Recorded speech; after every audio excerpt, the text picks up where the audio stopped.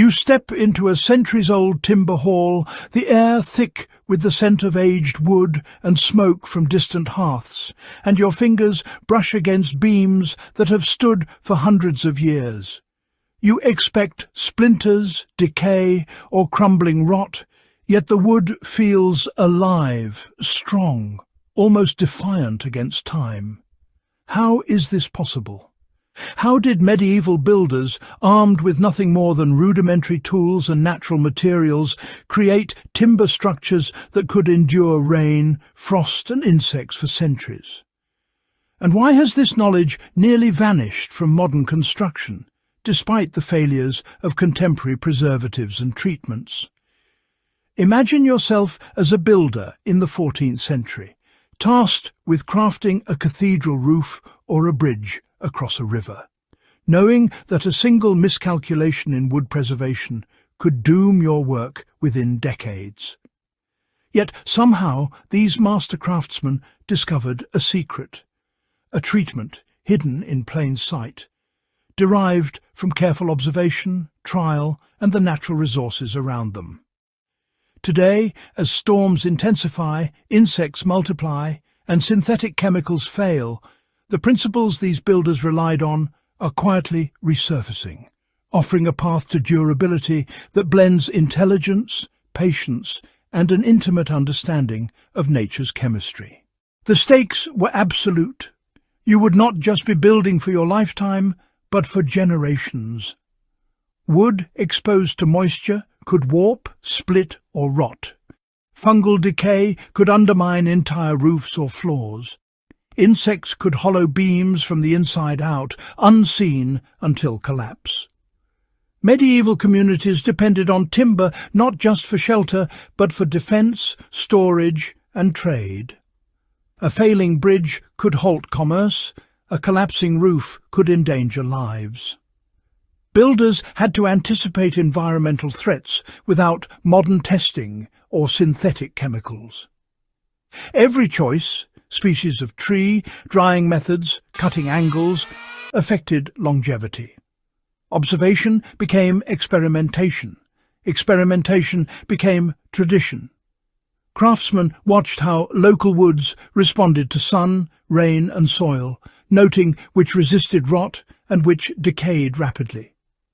Techniques evolved incrementally, informed by lived experience rather than theory.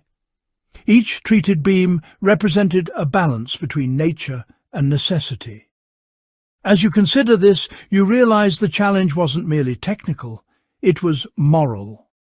One mistake could imperil entire communities, yet the solutions had to remain accessible, inexpensive and repeatable by generations of builders, ensuring that the secret of wood preservation became embedded in everyday construction, quietly defying time. Imagine the process step by step. First, selection. Hardwoods, like oak or elm, were prized for their density and natural oils, while softer woods were reserved for less critical applications. Here's the clever part. Builders didn't just rely on species, they enhanced the wood's resilience with treatments derived from natural resins, tars and oils. Timber was often dried slowly, sometimes for years, allowing internal moisture to balance and fibres to harden. Surfaces might be coated with heated mixtures of pine resin and animal fat, a sticky yet breathable layer that repelled water while sealing microscopic pores. Beams were sometimes buried briefly in alkaline soils or exposed to smoke from long-burning fires, introducing chemical changes that deterred insects and fungi. This is where it changes. Rather than creating a rigid chemical barrier, the treatment worked in harmony with the wood's natural structure, preserving flexibility while preventing decay. Every step, from selection, drying, coating, to placement, was carefully tuned to local climate and purpose. The technique was accessible yet sophisticated, demonstrating a deep understanding of materials, environment, and physics long before formal chemistry existed. Why did it work so well? because it combined biology, chemistry and physics into a living defense system. Hardwoods offered density and natural resistance, but the added treatments created a dynamic barrier. Oils and resins seeped into fibres, repelling water while allowing the wood to breathe, reducing the risk of cracking or fungal invasion. Smoke and soil exposure introduced mild chemical changes, making the wood less attractive to insects without killing its structural integrity. Even placement mattered. Beams were positioned to shed water, avoid standing moisture, and balance sunlight exposure. The unexpected logic is that medieval builders didn't try to sterilize the wood.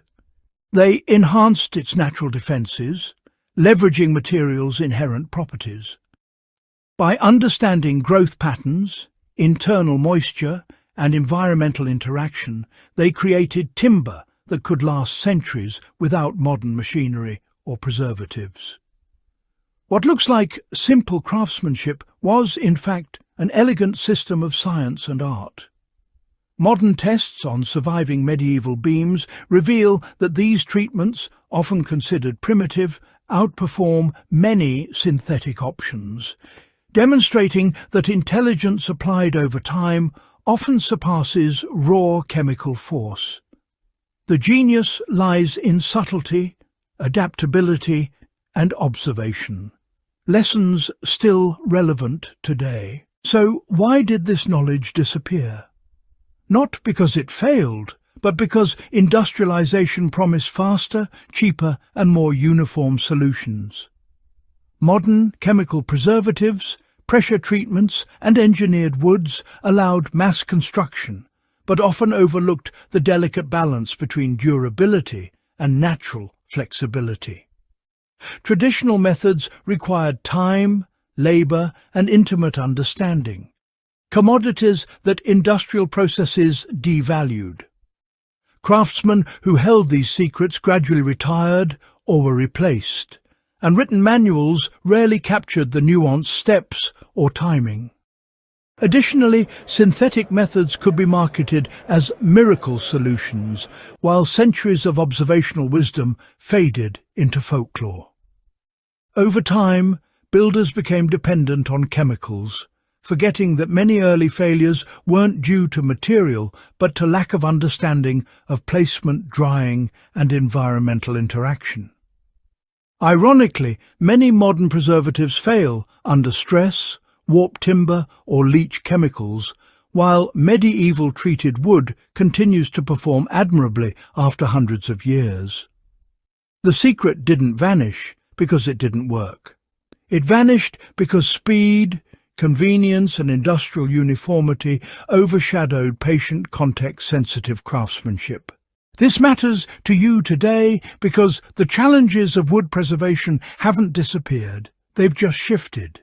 Modern storms, pests, and fluctuating climates threaten timber in ways similar to medieval builders' concerns.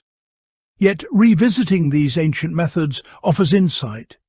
Slow drying, natural coatings, and strategic placement can extend life without harmful chemicals. For preppers, architects, and sustainable builders, these principles teach resilience, efficiency, and harmony with materials. Understanding wood as a living material rather than a disposable commodity can revolutionize modern construction, restore durability, and reduce chemical reliance. The medieval secret wasn't magic. It was observation, adaptation, and respect for nature. And that wisdom is quietly waiting for anyone willing to notice. If this story reshapes your understanding of materials, longevity, or design, take it further. Experiment with patience, watch how your wood interacts with its environment, and consider how old knowledge can solve modern problems. The past is not just history. It is a guide for building smarter, stronger, and longer-lasting structures today.